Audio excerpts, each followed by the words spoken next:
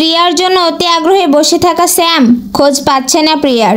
অনেকটা সময় পার হয়ে যায়। হ্যাঁ ভিউয়ার্স, কোন গোপনে মন ভেসেছে সিরিয়ালের আগামী পর্বে আমরা ঠিক এমনটাই দেখতে পারবো। তো চলুন শুরু করা যাক। পর্বের শুরুতেই আমরা দেখতে পাই শ্যামলী ও অনিকেত যখন প্রিয়াকে আনতে যায়, এদিকে অপেক্ষাকৃত স্যাম তখন বলে, কি ব্যাপার, দীর্ঘ সময় হয়ে যাচ্ছে তবুও যে প্রিয়াকে নিয়ে আসছে না, কিছু কি হয়েছে?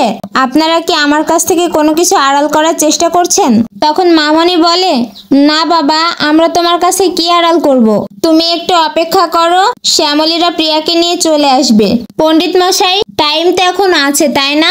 আপনি একটু অপেক্ষা করুন, কোণে চলে আসবে। এদিকে মন দ্বারা রুহি আলোচনা করছে, কি ব্যাপার, বৌদি আর দা ভাই তো অনেক আগেই গিয়েছে প্রীতম আর প্রিয়াকে আনতে, এখনো আসছে না কেন?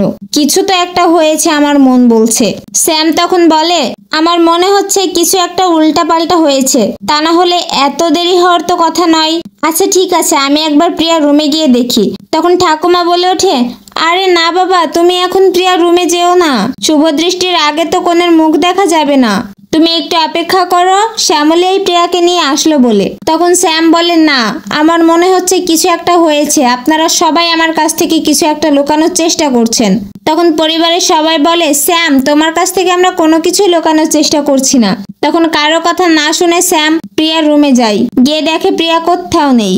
এসে স্যাম তখন সবাইকে বলে, আমি তো প্রিয়াকে কোথাও দেখতে পেলাম না, আপনারা আমার কাছ থেকে এভাবে আড়াল করলেন। এরপর প্রিয়া এসে বলে, আমি চলে এসেছি স্যাম। তো বন্ধুরা, কি হতে চলেছে এরপর? স্যাম আর প্রিয়ার কি সত্যিই বিয়ে হবে, নাকি সবকিছু উল্টাপাল্টা হয়ে যাবে? কমেন্টে তোমাদের মন্তব্য জানিয়ে যাও এবং আগামী পর্বে কি হয় দেখতে আমাদের চ্যানেলটি সাবস্ক্রাইব করে দাও।